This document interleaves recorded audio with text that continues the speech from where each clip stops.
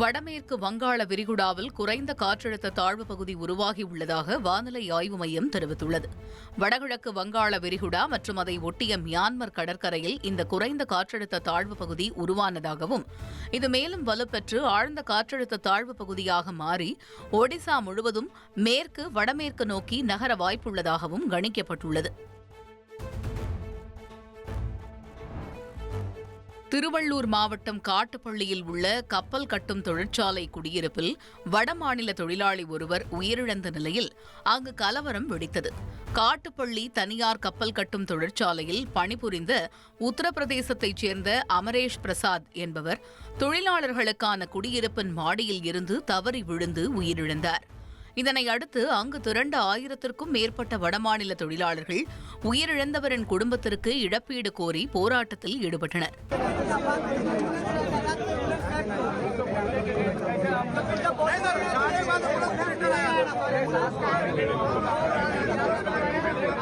போராட்டத்தில் ஈடுபட்ட தொழிலாளர்களுடன் பேச்சுவார்த்தை நடத்த முயன்ற போலீசார் மீதும் அவர்கள் கற்களை வீசி தாக்கியதால் அங்கு பெரும் பதற்றம் நிலவியது.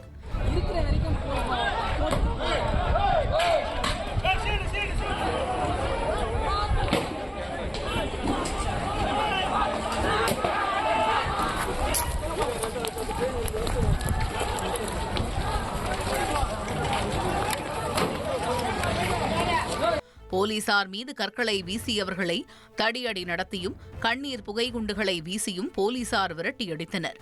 இதனால் அப்பகுதியே போர்க்களம் போல காட்சியளித்தது.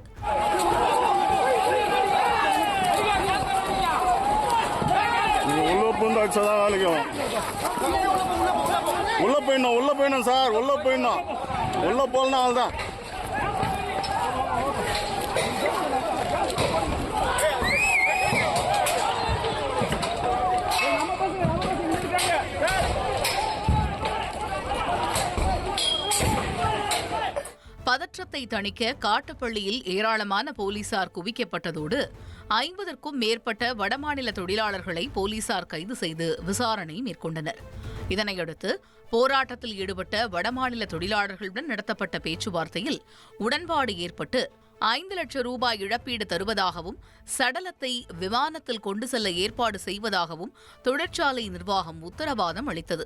இதனிடையே கல்வீச்சில் காயமடைந்த வடமாநில தொழிலாளர்கள் மருத்துவமனையில் அனுமதிக்கப்பட்டனர்.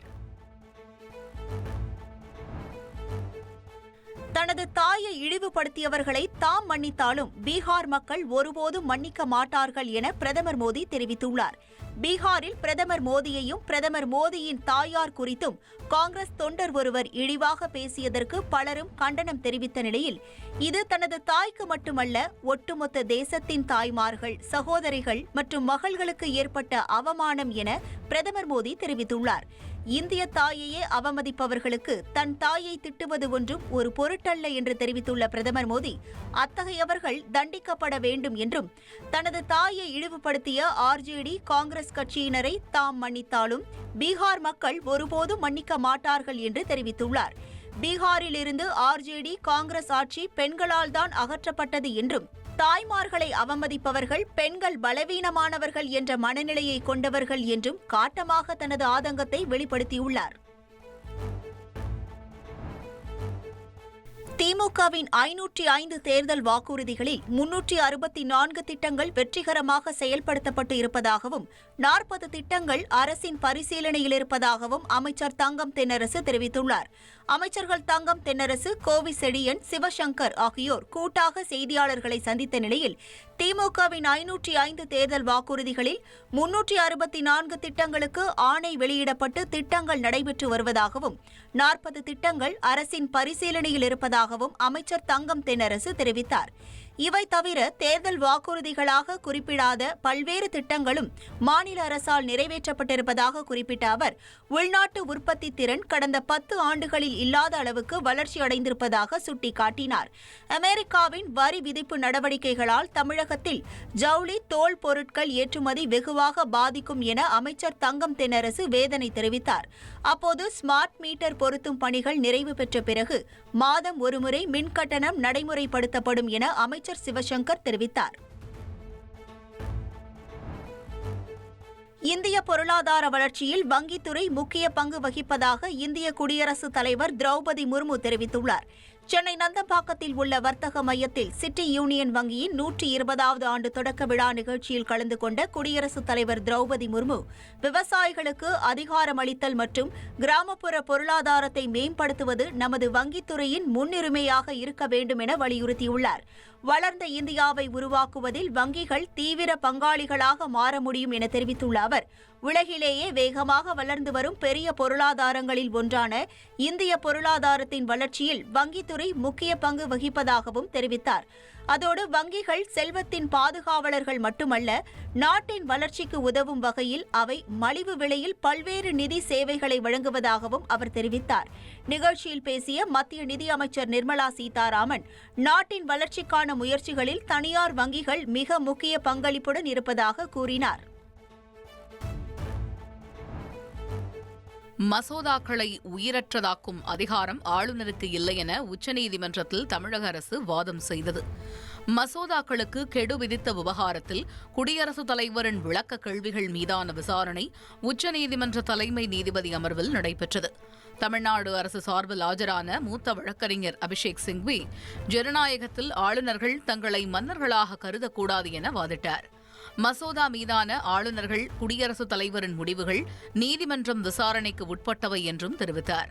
மசோதாவுக்கு ஒப்புதல் அளிக்கும் ஆளுநர்கள் சர்வதேச பாதுகாப்பு அம்சங்களை கருத்தில் கொள்ள வேண்டும் என மத்திய அரசு வாதம் செய்தது.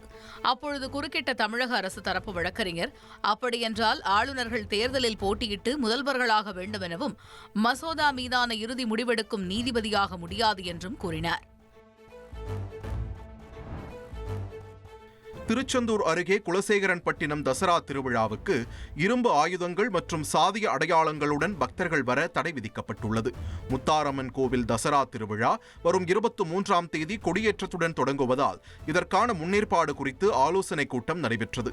இதையடுத்து பேசிய கோட்டாட்சியர், சாதிகள் சம்பந்தப்பட்ட கொடிகள், ரிப்பன்கள், டி-ஷர்ட் அணிந்து வர அனுமதி இல்லை என்றும் மீறினால் கடும் நடவடிக்கை எடுக்கப்படும் என்றும் தெரிவித்தார். மேலும் இரும்பினால் ஆன ஆயுதங்களை பக்தர்கள் கொண்டு வர அனுமதி இல்லை என்றும் அறிவித்தார். பக்தர்களின் வசதிக்காக கூடுதலாக குடிதண்ணீர், கழிப்பிட வசதிகள் ஏற்படுத்தி தரப்படும் என்றும் பார்க்கிங் வசதி குறித்த அறிவிப்புகள் முன்கூட்டியே தெரியப்படுத்தப்படும் என்றும் தெரிவித்தார். தற்காலிக கடைகளில் விற்கப்படும் உணவுப் பொருட்கள் தரமாகவும் வழங்க கடைக்காரர்களுக்கு ஆலோசனை வழங்கப்படும் என்றும், முடி காணிக்கை செலுத்த தனி வழி அமைக்கப்படும் என்றும், பொதுமக்களுக்கு தனி வழியும் தசரா குழுக்களுக்கும் தனி வழியும் அமைக்கப்படும் என்றும் கூறினார். பருவமழைக்கு முன்னரே ஒக்கியம் மடுவு மேம்பால பணிகளை முடிக்க தீவிரமாக இயங்கி வருவதாக சென்னை மெட்ரோ ரயில் நிர்வாகம் விளக்கம் அளித்துள்ளது. 2023ஆம் ஆண்டு மிக்ஜாம் புயலின் போது பெருவெள்ளம் ஏற்பட்டதற்கு ஒக்கியம் மடுவு நீர்வழிப்பாதை சுருங்கி இருந்ததே காரணம் என புகார் எழுந்தது. இதனையடுத்து ஒக்கியம் மடுவு பாலத்தின் விரிவாக்க பணிகள் மெட்ரோ ரயில் நிறுவனத்திடம் ஒப்படைக்கப்பட்டது.